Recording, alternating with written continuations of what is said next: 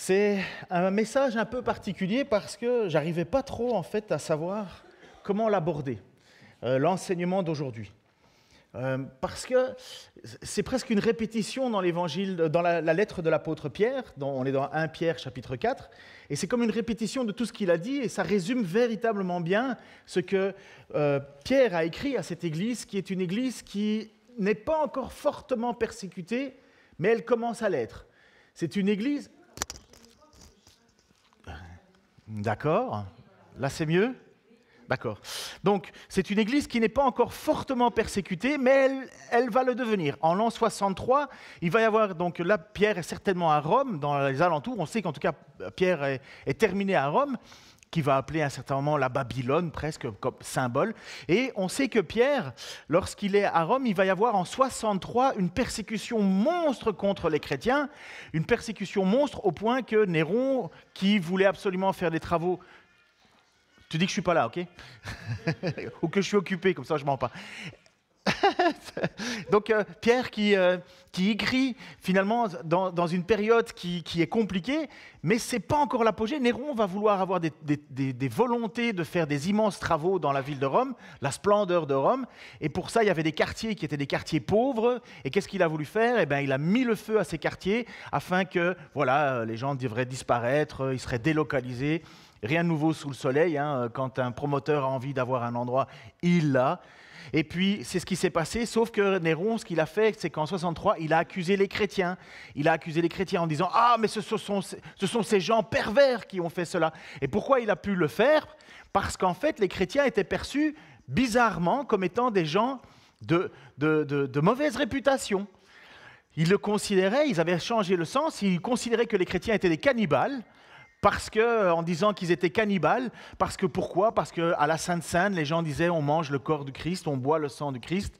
Et donc ceux de l'extérieur ont dit mais ils sont fous ces gens. Ils les ont aussi accusés d'inceste dans la famille. Pourquoi? Parce qu'on s'appelait tous frères et sœurs. Alors, et puis qu'on devait se donner le saint baiser. Et de l'extérieur, ils ont utilisé ces arguments pour dire mais ce sont des gens complètement délabrés, ça n'a aucun sens. Et donc Néron a utilisé cette image-là pour dire et pour accuser les chrétiens. Bon, il y en a qui n'ont pas réfléchi plus loin, c'est comme ça, les chrétiens ont toujours provoqué une certaine animosité envers eux, non pas parce qu'ils sont par eux-mêmes, bien que ça peut arriver, on verra ça dans ce que Pierre va dire, mais parce qu'on est persécuté, parce que Christ était persécuté. Et il est dit, puis ils vous persécuteront non pas à cause de vous, mais à cause de moi. Et donc, depuis toujours, l'Église a vécu ces moments-là. Et d'ailleurs, une chose que vous ne savez peut-être pas, mais sous Rome, il y a énormément de galeries, des galeries à n'en plus finir, des centaines de kilomètres de galeries. Pourquoi? Parce que les premiers chrétiens se réfugiaient dans le sous-sol, dans les sous-sols, et vivaient dans le sous-sol de Rome. Ils se cachaient sous Rome.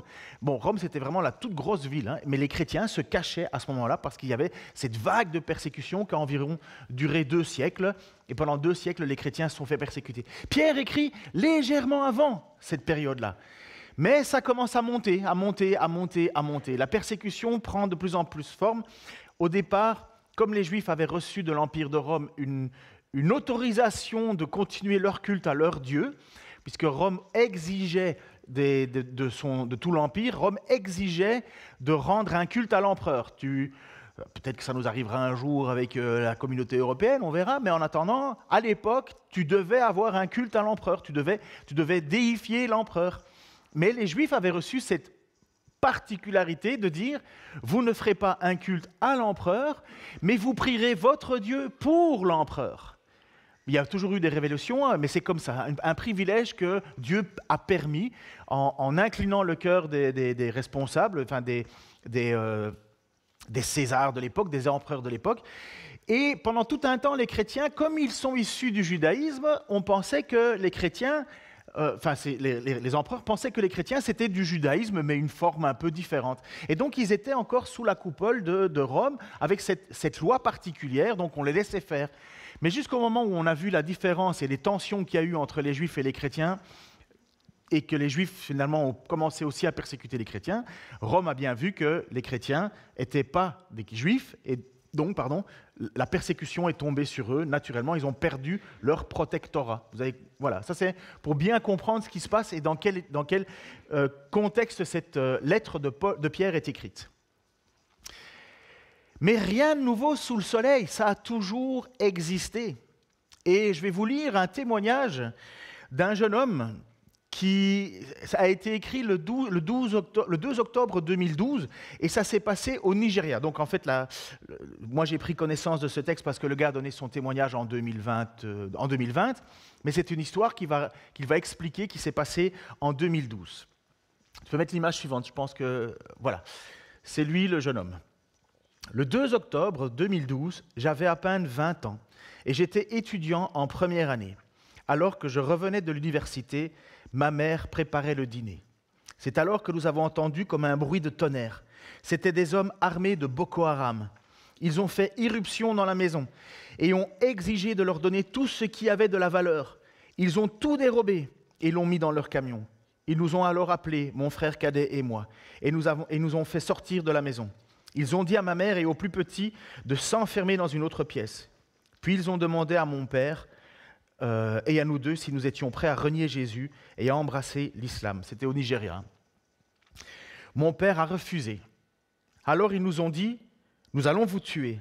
Et je leur ai répondu, si vous nous tuez, qu'est-ce que vous allez y gagner ? Furieux, ils m'ont frappé avec la crosse du fusil. Puis ils ont pris mon père et l'ont assassiné. Ils l'ont décapité et ont mis sa tête sur son ventre devant mes yeux. Puis ils ont essayé de décapiter mon frère, qu'ils ont laissé pour mort. Pendant ce temps, d'autres les frappaient et le piétinaient. Ils ont fait la même chose avec moi. Ils ont pris un autre couteau avec des dents de scie. Ils ont essayé de me couper le cou. À ce moment précis, j'ai pensé à Jésus quand il a été cloué sur la croix. Et j'ai même fait mienne sa prière. « Père, pardonne-leur parce qu'ils ne savent pas ce qu'ils font. » J'ai aussi prié le psaume 118. « Je ne mourrai pas, mais je vivrai pour proclamer la gloire de l'Éternel. » Je ne savais pas si j'allais survivre, mais j'ai prié quand même. Quand ils ont eu fini avec leur couteau, j'avais perdu beaucoup de sang et ils m'ont laissé pour mort. Les hommes de Boko Haram ont fabriqué une bombe qu'ils ont accrochée au portail de notre maison. Malgré tout, quelques voisins ont eu le courage de s'approcher de notre propriété et où ils ont entendu ma mère pleurer. Ils ont dû abattre une cloison de la maison pour éviter la bombe et venir nous aider. Puis ils ont appelé les services de sécurité. Cette attaque avait commencé à 19h30 et il était déjà plus de 23h quand les forces de sécurité sont arrivées. Pendant ce temps, à l'hôpital, il n'y avait plus de sang et il a fallu en collecter. Quand les soignants m'ont vu, ils ont considéré que j'étais déjà mort. Ils se sont occupés de mon frère. Ma mère leur a dit que son mari était mort et elle a imploré « Faites tout ce que vous pouvez pour sauver mes deux fils. » Ils nous ont amenés dans la salle d'opération et ont sauvé mon frère. Vu l'état dans lequel je me trouvais, ils ont dû faire venir des chirurgiens expérimentés. Ils ont tout essayé, mais rien n'y fait. Ils ont dû laisser tomber. Et voilà qu'au moment de sortir, l'électrocardiogramme a montré que mon cœur battait encore. Jésus était à l'œuvre. Les médecins étaient musulmans, mais l'un d'entre eux m'a dit « Ton Dieu est un Dieu vivant. Nous avions décidé de t'abandonner, mais ton Dieu, lui, ne t'a pas abandonné. » Ce médecin a été émerveillé de voir avec quelle rapidité je m'étais remis de l'opération. Une chrétienne de mon village m'a transmis une parole inspirée de l'apôtre Jacques. Considérez tout cela comme un sujet de joie quand on vous persécute. Mais moi, je me suis demandé, pourquoi me réjouir d'être persécuté ? Le temps est passé et je me suis souvenu que j'avais prié pour être sauvé. J'ai pris conscience que j'étais vivant parce que Dieu l'avait décidé. Un jour de gloire à Dieu. Je suis sorti de l'hôpital et nous avons quitté la région pour démarrer une nouvelle vie. Quelque temps après, ma mère a été kidnappée par le même groupe de Boko Haram. Elle et d'autres femmes ont été détenues dans une forêt. Mais grâce à l'intercession et aux jeûnes de frères et de sœurs, elle a été libérée et elle est aujourd'hui de nouveau à la maison avec nous. Dans Timothée 3,12, il est dit « Tous ceux qui veulent vivre pieusement en Jésus-Christ seront persécutés ». Ce qui veut dire que si nous gardons notre identité de chrétien, nous serons toujours persécutés, d'une façon ou d'une autre. Je ne suis pas seulement un témoin, mais je vis une deuxième vie. Faisons de notre mieux pour l'œuvre de Dieu, pour l'honorer avec notre vie. Que la faim et la soif de Dieu soient encore plus dans votre cœur. Manga, chrétien du Nigeria, témoignage de 2022. Quand on lit ça, on comprend un peu mieux ce que c'est que la tyrannie que certains de frères et sœurs vivent pour le fait d'être chrétien, puisque la seule demande qu'on a faite au père et à la famille, c'était de renier Jésus-Christ. Ils ne l'ont pas fait, et voilà, ils sont tombés dans le feu du creuset, dans la fournaise, va dire Pierre, une fournaise incroyable.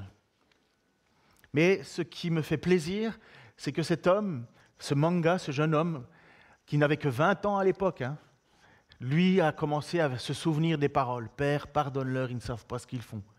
Je ne mourrai pas, psaume 118, je ne mourrai pas, mais je vivrai pour proclamer la gloire de l'Éternel. » Et puis une dame qui vient pour lui dire, parole inspirée de Jacques, considérez tout cela comme une joie quand on vous persécute. Et puis lui-même nous le rappelle, il le cite de Timothée, tous ceux qui veulent vivre pieusement en Jésus-Christ seront persécutés. Nous ne vivons pas ce genre de persécution en Occident. Mais n'imaginons pas une seule seconde que le diable fait l'économie de sa ruse pour nous détourner de Dieu. Parce que le but, c'est de nous détourner de Jésus-Christ. C'est ça que le diable ne veut pas. Le diable ne veut pas, absolument pas, que nous persévérons dans la foi et dans le moyen que Dieu a mis pour nous sauver de l'enfer. Le diable est jaloux de la gloire de Dieu. Vous savez ça, c'est le problème. Le diable est jaloux de la gloire de Dieu et il veut absolument faire en sorte que personne ne glorifie Dieu. C'est ça son but. Il ne veut pas que notre vie, notre parole, il ne veut pas qu'on glorifie Dieu. Et donc il va tout mettre en place. Et dans certains pays, il va le faire par la persécution en disant « Tu veux glorifier Dieu ? Tu veux continuer à croire que Jésus t'a sauvé du péché ? Eh bien tu vas mourir. Tu préfères quoi ? Vivre ou mourir ?» Ça a toujours été comme ça. Et nous, un pasteur de Toulouse a écrit une lettre fictive pour demander aux chrétiens du Nigeria de prier pour la France. Car, comme il le dit, c'est vrai que la persécution en France n'est rien de comparable à celle de beaucoup d'autres, mais cette persécution est bel et bien là. Je vous écris, c'est une lettre fictive, mais imaginez que vous devriez écrire une lettre aux églises du Nigeria qui persévèrent dans la persécution pour leur demander de prier pour nous. Le sécularisme de notre société fait des ravages. Des millions de Français partent en enfer parce qu'ils n'ont pas le pardon de Dieu. Ils n'ont pour Dieu que l'argent, leur loisir, leur confort et leur propre personne. Ces faux dieux incapables de satisfaire le cœur de l'homme les plongent dans la désespérance et chaque année, une multitude possédant tout sauf l'essentiel que donne Jésus-Christ se suicide. Priez pour nous. Le sécularisme gagne même le cœur des chrétiens. Et c'est avec de grandes difficultés que notre Église se maintient dans la foi en Christ, dans la prière et l'obéissance à la parole. Les tentations sont constantes et vos frères de France doivent faire face inlassablement à un esprit qui veut les plonger dans la froideur à l'égard de l'amour de Dieu. On ne peut prononcer le nom de Dieu à l'école, dans les hôpitaux ou dans tous les lieux publics sans être menacé d'expulsion. Priez pour nous. Le combat semble tellement inégal puisque 99% de la population est déjà gagnée par cette philosophie. Priez pour nos enfants. Quotidiennement dans les écoles de France, on leur apprend que l'homme descend du singe et qu'il n'y a aucun dessein intelligent. La vie est donc absurde et ce sont les discours des philosophes athées que nos enfants doivent disserter. Ils sont très souvent les seuls chrétiens dans leur classe et dans leurs écoles faisant face à une pression énorme de la part du monde. Priez pour nous. Une apparente liberté de conscience est soi-disant offerte aux Français, mais c'est le totalitarisme de la pensée unique qui est de rigueur. Il y a une soi-disant liberté religieuse, mais c'est une laïcité dévoyée. Tu peux mettre l'image suivante, s'il te plaît. C'est une laïcité dévoyée qui fait l'apologie de l'athéisme qui est promu. Il nous faut beaucoup de courage, beaucoup d'amour et beaucoup de sagesse pour tenir en France. Priez pour nous. Donc vous voyez, ça c'est les choses à laquelle nous devons faire face. Je ne sais pas si vous savez, mais pendant la guerre 14... Tu peux abaisser le store de celui-là avant droit, parce qu'on a notre sœur qui est toute illuminée, c'est bien, mais ça lui empêche de lire. Voilà, je ne sais pas si vous savez, mais pendant la guerre 40-45, Hitler avait fait marquer sur les boucles de ceinture de tous les militaires « Gott mit uns », ce qui veut dire « Dieu avec nous ». Voilà comment l'Église avait été transformé en Occident pour faisant croire en fait à ces militaires allemands que lorsqu'ils tuaient des homosexuels, lorsqu'ils tuaient des juifs, lorsqu'ils tuaient des manouches, lorsqu'ils tuaient tout ce qui ne ressemblait pas à leur idéal, c'était faire la volonté de Dieu, puisqu'ils avaient ça comme ça sur leur ceinture. Dieu est avec nous, nous faisons la volonté de Dieu. Ou bien le dollar américain. Sur le billet du dollar américain où il est écrit « In God we trust », ça veut dire « En Dieu nous avons confiance ». C'est magnifique. Alors que Jésus nous a enseigné « Tu n'adoreras pas ou Mammon, ou Dieu, tu n'aimeras pas ou Dieu ou l'argent ». Et voilà que sur les billets du dollar, qui est ce qui régit le monde encore aujourd'hui, il est marqué « En Dieu nous avons confiance ». C'est comment c'est rigolo. Ou bien la pédophilie dans les églises. Combien de gens ne voient maintenant, quand tu leur dis que tu es religieux, ont ça déjà en tête en disant « Mais ouais, mais vous êtes tous des pédophiles ». Pourquoi ces gens ont ça en tête? Pourquoi est-ce que vous avez Poutine qui se trouve d'un côté de la terre en allant chercher une bénédiction des popes, donc finalement de l'église d'Orient d'autrefois? Et pourquoi vous avez Biden qui, lui, lors de son investiture, prie sur la Bible en disant « Je jure sur la Bible ». Mais ouvre-la, lis-la. Mais voilà où on en est. Voilà à quoi ressemble l'Église chrétienne d'Occident, où le nom de Dieu est utilisé à toutes les sauces. Et imaginez les gens de l'extérieur se poser la question, mais finalement, c'est ça être chrétien. Vous avez Jésus, vous avez cette image-là. Jésus avait 2 pères et une mère porteuse avec le drapeau des LGBTQ, je ne sais plus tout ce qu'il y a tellement. Mais voilà, on est dans cette situation-là où finalement, vous avez les gens de l'extérieur qui se posent la question, mais qu'est-ce que c'est que l'Église? L'apôtre va écrire à cette Église, donc en 1 Pierre 4, 12 à 14, « Mes chers amis, vous êtes plongés dans la fournaise de l'épreuve. N'en soyez pas surpris, comme s'il vous arrivait quelque chose d'anormal.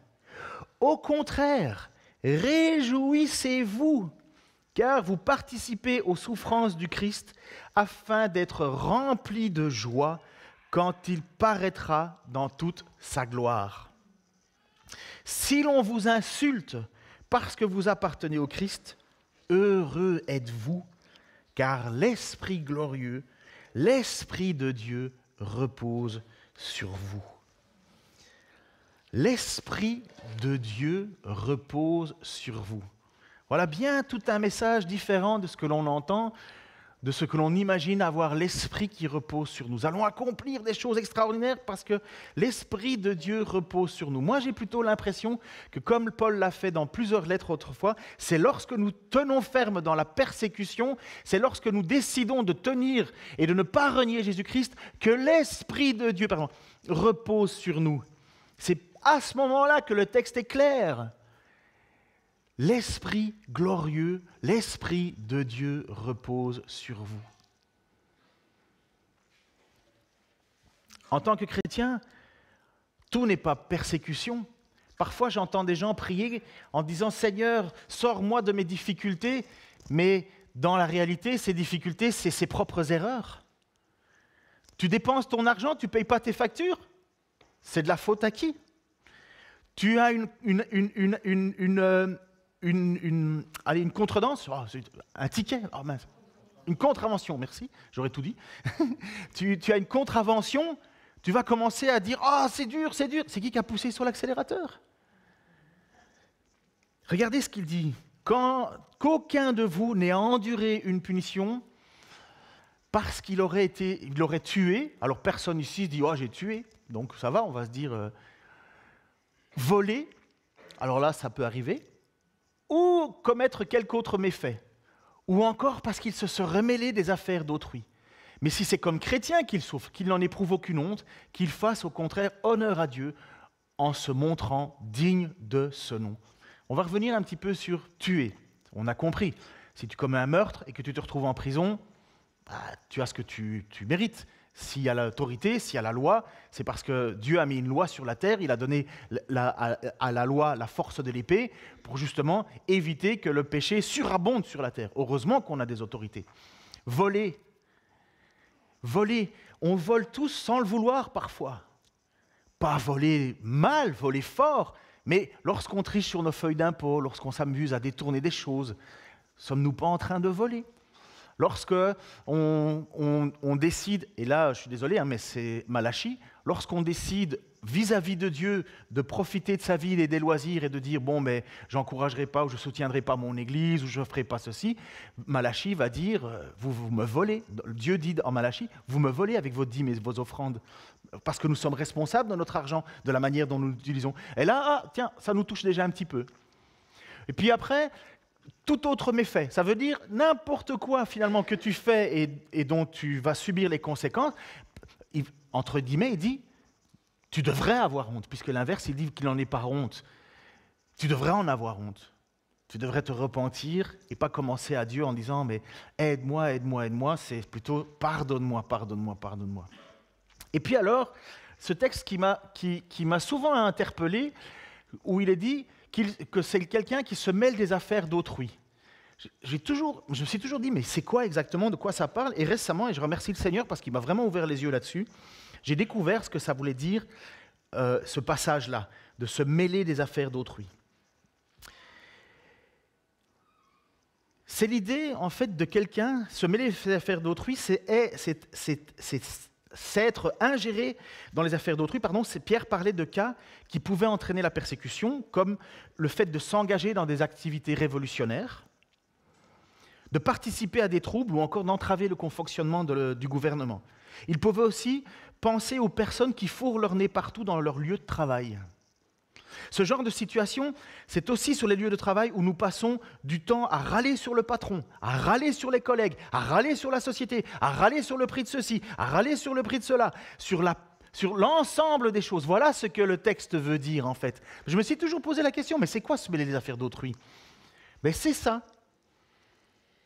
Lorsque tu es au travail ou avec tes amis, ta famille, est-ce que tu es perçu comme quelqu'un qui pense différemment ou est-ce que tu es perçu comme quelqu'un qui dit du mal tout le temps des autres?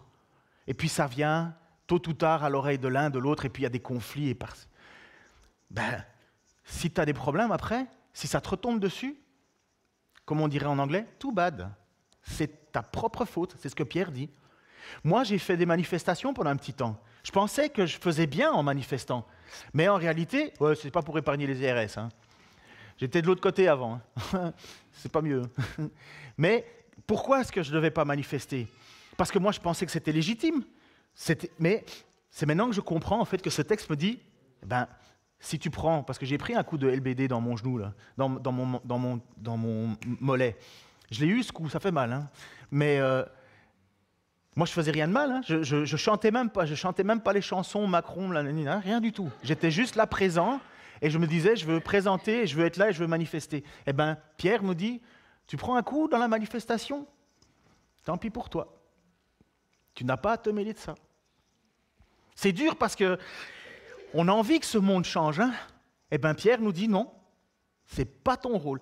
Parce que je prêche pas l'évangile là à ce moment-là.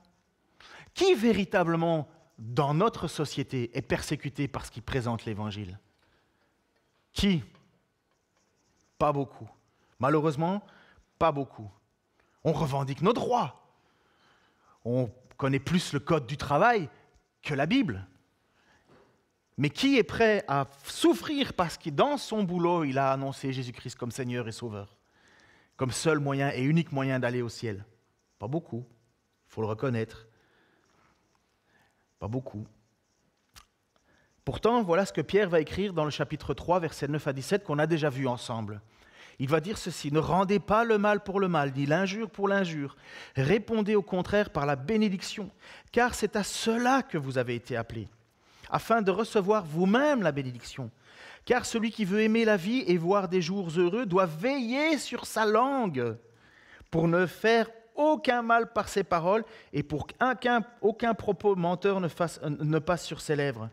Qu'il fuit ce qui est mal et fasse le bien, qu'il recherche la paix avec ténacité, car les yeux du Seigneur se tournent vers les justes, il tend l'oreille à leurs prières, mais le Seigneur s'oppose à ceux qui font le mal. D'ailleurs, qui vous fera du mal si vous vous appliquez avec zèle à faire ce qui est bien ? Et même s'il vous fallait souffrir parce que vous faites ce qui est juste, vous seriez heureux. Ne craignez pas les hommes, ne vous laissez pas troubler. Reconnaissez dans votre cœur le Seigneur, c'est-à-dire le Christ, comme le Saint. Et si l'on vous demande de justifier votre espérance, soyez toujours prêts à la défendre avec humilité et respect. Veillez à garder votre conscience pure. Ainsi, ceux qui disent mal de votre bonne conduite, qui découle de votre consécration au Christ, auront à rougir de le calomnie. Car il vaut mieux souffrir en faisant le bien, si telle est la volonté de Dieu, qu'en faisant le mal. Cette petite phrase, elle pique quand même, hein, où il est dit « Reconnaissez dans votre cœur le Seigneur, c'est-à-dire le Christ comme le Saint, et si l'on vous demande de justifier votre espérance, soyez toujours prêts à la défendre. » Et donc je m'étais imaginé cette situation, on est au travail et on discute avec les collègues. Et est-ce que les collègues ils nous entendent finalement ou bien râler avec les autres et dire du mal de l'un, de l'autre, et un tel, et un tel, et un tel, et finalement en fait on aboie avec les autres, ou bien est-ce qu'ils voient en nous quelqu'un qui veut dire du bien, qui veut bénir, qui dit pas du mal, qui est différent. Et finalement, c'est ça que Pierre nous dit, et finalement les gens vont nous poser la question, mais pourquoi tu fais pas ça ?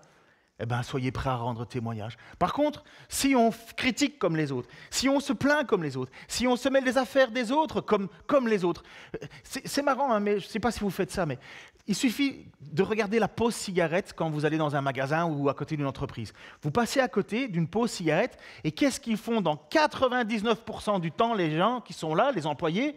Ils disent du mal des autres. Je passe mon temps à écouter ça, là. J'ai une oreille fine, hein. Ça, vous ne savez pas, hein. Maintenant peut-être que vous le savez, ferez attention, mais j'ai une oreille fine et une très bonne mémoire. Et donc, j'écoute et je peux écouter les gens qui sont en train de parler. Et donc, je marche un peu plus lentement pour essayer un peu d'entendre. Et je les entends, les femmes, les hommes qui sont là en train de fumer leur cigarette, en train de dire du mal sur un autre collègue. Et tu sais ce qu'il a fait, tu sais ce qu'il a dit, tu sais ça. Et un chrétien, là-dedans, il fait quoi ? Et je suis triste d'avoir aussi eu l'oreille assez fine pour entendre d'autres être pareil. Être pareil. Eh bien, je veux presque dire, tu prends des coups à ce moment-là ? Tant mieux. Quand j'étais petit et que je disais un gros mot, vous savez ce que ma mère faisait ? Paf ! Et elle avait ce bracelet-là. C'est du bracelet, ça fait mal quand ça tape sur la lèvre. Et elle dit, tiens ta bouche. Elle a bien fait. Hein. Je ne veux pas me mettre à pleurer en disant, oh, elle m'a traumatisé. Non, non, elle a bien fait. Mais en réalité, c'est un peu ce que Dieu fait, ce que Dieu dit. Tu prends des coups. Tu souffres parce que tu as mal fait. Mais c'est même une bonne chose. C'est même une bonne chose. Mais si c'est comme Christ que tu souffres, alors là, tu ne dois même pas en rougir. Tu dois même être fier. Tu dois même dire « Merci Seigneur ». En règle générale, le chrétien vivant dans une société non chrétienne doit chercher à travailler fidèlement, exalter Jésus-Christ et mener une vie vertueuse au lieu d'essayer de renverser et de bouleverser sa culture. Si j'avais mieux compris ce passage, comme je vous l'ai dit, à l'époque, je n'aurais pas manifesté. Je pensais que c'était juste ce que je fais. Mais si j'avais mieux compris ce passage-là, je ne l'aurais pas fait. 1 Pierre 4, 17, 19 dit « Maintenant a lieu la première étape du jugement. Il commence par le peuple de Dieu. Et s'il débute par nous, quel sera le sort final de ceux qui refusent de croire à l'évangile de Dieu ? Comme le dit l'Écriture, si le juste est sauvé à travers toutes sortes de difficultés, que vont devenir le méchant et le pécheur ? Ainsi donc, ceux qui souffrent parce qu'ils obéissent à la volonté de Dieu s'en remettent entièrement au Créateur qui est fidèle et qui continue à faire le bien. » Malheureusement, peu savent que la persécution est permise par Dieu. Peu s'en rendent compte. Elle a une finalité, elle a un but. Je ne dis pas que c'est Dieu qui persécute, c'est Dieu qui permet la persécution. Vous savez, le diable, il est au service de Dieu. À la base, c'est un ange de Dieu. Et Dieu utilise encore le diable pour accomplir ses propres desseins. Vous voulez un exemple simple ? Qui a livré Jésus aux autorités ? Allez, vous étiez presque. Judas. Et qu'est-ce que le texte dit ? Le diable rentra en Judas et il vendit. Et c'est quoi le plan de Dieu depuis toute éternité ? Genèse 3,12. Que la descendance de la femme écrasera la tête du serpent. En fait, c'est le proto-évangile, on appelle ça la proto-évangile, ça veut dire la bonne nouvelle très très en avance, où il est dit que de la descendance de Ève, il va y avoir quelqu'un qui écrasera la tête du serpent, et il mordra ton talon, enfin je pourrais expliquer ça plus tard, mais Dieu, depuis toute éternité, avait déjà prévu que que Jésus-Christ allait venir sur la terre, que Dieu lui-même, fait homme, allait venir sur la terre et qu'il allait donner sa vie en rançon. Et depuis toujours, et Dieu avait prévu que le diable allait être à son service.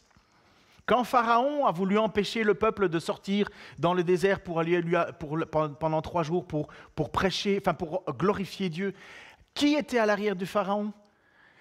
Dieu poussait Moïse à aller proclamer la parole de Moïse avec même des actes miraculeux énormes et en même temps Dieu faisait en sorte que le Pharaon s'entêtait. Au final de quoi?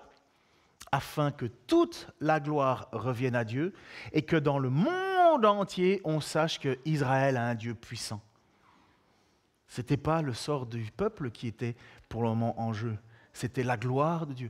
Et ça a toujours été comme ça. Toujours la gloire de Dieu. Toujours la gloire de Dieu. Mais nous, comme nous sommes un peuple et des personnes qui considérons que le plus important, c'est nous, et toute la société est faite comme ça pour nous, mon bien-être, ma santé, ma retraite, mon confort, ma liberté, mes droits.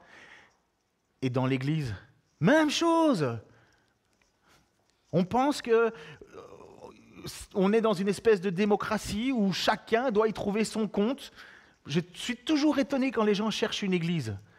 Ils commencent à tourner autour en disant « je vais chercher une église parce que j'arrive sur Dijon ou ailleurs ». Mais moi, je joue leur jeu, je leur donne toutes les adresses d'église. Mais en même temps, je me dis « mais tu cherches quoi ? Tu cherches quoi ?» On est plus inquiet de savoir comment on va passer un bon moment le dimanche matin que de savoir dans quel endroit je peux m'engager et en quel endroit la parole est prêchée. Mais il faut que ça me parle, il faut que j'y sois bien. Je n'ai jamais vu ça une seule fois dans l'Écriture, mais c'est l'Occident. C'est nous. Il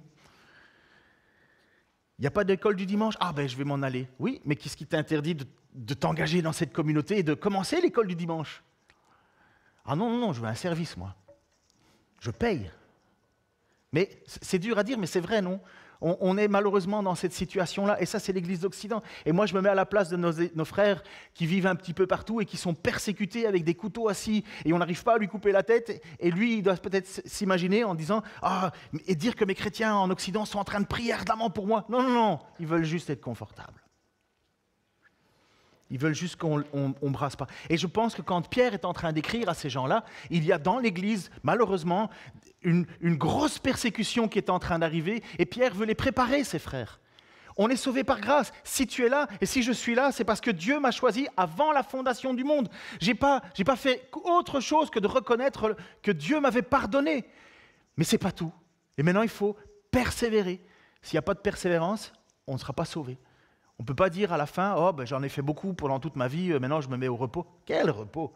Même quand j'entends la retraite d'un pasteur, je me dis, c'est quoi la retraite d'un pasteur exactement? Ou même, quand tu es au travail, un pasteur, à quelle heure il arrête d'être pasteur? À 5h05?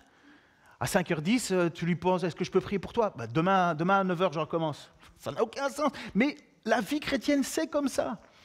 Toute la vie chrétienne est un engagement, c'est une nouvelle identité, une nouvelle personne. Et donc forcément, notre conduite, notre manière de transpirer dans le monde, voilà la véritable importance pour Pierre, parce qu'il sait que la persécution va venir. Mais comment est-ce qu'on va faire face à la persécution? Il n'y a pas un seul endroit dans l'Écriture où il est dit qu'il faut prendre les armes dans le Nouveau Testament. Donc comment est-ce que l'Église va persévérer avec ce que Dieu nous donne de faire? Comment? En aimant notre ennemi, en bénissant ceux qui nous maudissent, en accomplissant ce que Dieu veut. Non pas nous, mais lui. On vous calomnie? Soyez heureux. On vous persécute? Soyez heureux. Et moi, je suis tellement reconnaissant au Seigneur que Pierre a écrit comme ça, que Paul a écrit comme ça. Parce que si on a encore des chrétiens à Rome, après cette persécution pendant 200 ans, c'est qu'il y en a qui savaient qu'au plus profond d'eux, ils avaient quelque chose, un héritage qui peut ni se corrompre, ni se flétrir, un héritage garanti dans les cieux par Jésus-Christ, mais qu'on ne pouvait pas perdre. Béni soit, je pense que c'est l'image suivante, béni soit Dieu, le Père de notre Seigneur Jésus-Christ. Conformément à sa grande bonté, il nous a fait naître de nouveau à travers la résurrection de Jésus-Christ pour une espérance vivante, pour un héritage qui ne peut ni se détruire, ni se souiller, ni perdre son éclat. Il vous est réservé dans le ciel, à vous qui êtes gardés par la puissance de Dieu. Comment ? Au moyen de la foi, pour le salut prêt à être révélé dans les derniers temps. C'est ce qui fait votre joie, même si maintenant, puisqu'il le faut, vous êtes pour un peu de temps attristés par diverses épreuves. Ainsi, la valeur éprouvée de votre foi, beaucoup plus précieuse que l'or qui est périssable et que l'on soumet pourtant à l'épreuve du feu, aura pour résultat la louange, la gloire et l'honneur lorsque Christ apparaîtra. Qu'est-ce que Pierre vient de dire ? Il vient de dire: tu es sauvé par grâce. Dieu de toute éternité avait déjà choisi ton nom. Il suffit de relire Éphésiens. Il a décidé. Mais comment est-ce que tu es sauvé ? D'abord, le plan de salut, c'est Dieu qui le met en place. Mais comment tu es sauvé ? Par la foi. La foi en quoi ? La foi dans ce que Dieu a accompli, de ce que Dieu a livré Jésus-Christ à la croix. C'est la foi. La foi, c'est l'assurance d'une chose que tu ne vois pas. Mais comment tu fais pour persévérer dans la foi ? Comment tu fais pour vivre avec cette réalité de tous les jours ? Comment tu fais pour nettoyer tout ce qui est ridicule dans ta vie, tout ce qui te détourne finalement de cette foi ? Qu'est-ce qui permet d'être affiné, purifié ? C'est pas l'idée de prier, toutes ces choses-là sont vraies, c'est juste. Lire la parole, c'est juste. Mais c'est véritablement quoi qui me montre que je suis solide ? C'est la persécution. C'est les difficultés, c'est les épreuves. Puisqu'il le dit, c'est ce qui fait votre joie. Votre joie, c'est de savoir ce qui vous est prévu au ciel. Même si maintenant, puisqu'il le faut, vous êtes pour un peu de temps attristés par diverses épreuves. Ainsi, la valeur éprouvée de votre foi, beaucoup plus précieuse que l'or, qui est périssable et que l'on soumet pourtant à l'épreuve du feu, aura pour résultat la louange, la gloire et l'honneur. Pourquoi ? Parce que nous sommes sauvés par la foi et Dieu veut faire en sorte que nous ayons la foi jusqu'au bout. Il le fera, la foi jusqu'au bout. Il le fera. Mais si tu considères que la persécution, les difficultés, c'est anormal, tu n'as rien compris. J'ai rien compris. Par contre, si je crois que les difficultés, pour le nom de Christ, sont normales, alors je peux dire « Merci Seigneur, parce que tu me gardes par la foi, et je m'accroche. » Et il est dit que Dieu n'envoie pas de difficultés au-delà qui seraient difficiles pour nous de dépasser. Franck ? Merci. Tu le connais, je pense.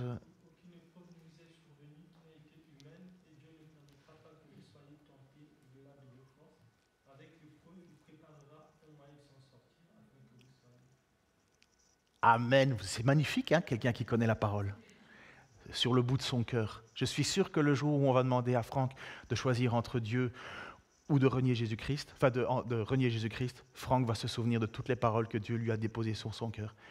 C'est pas magique ? Il les a étudiées, il les a lues, il les a appris, il les a fait graver sur son cœur. Alors ça va aller, hein, tu vas rester humble, je sais. J'aimerais vous laisser ce matin un encouragement. Honnêtement, quand j'étudie Pierre, hein, j'en avais parlé avec les anciens en formation. Hein. Vous connaissez nos anciens en formation, hein. C'est Martin et Franck.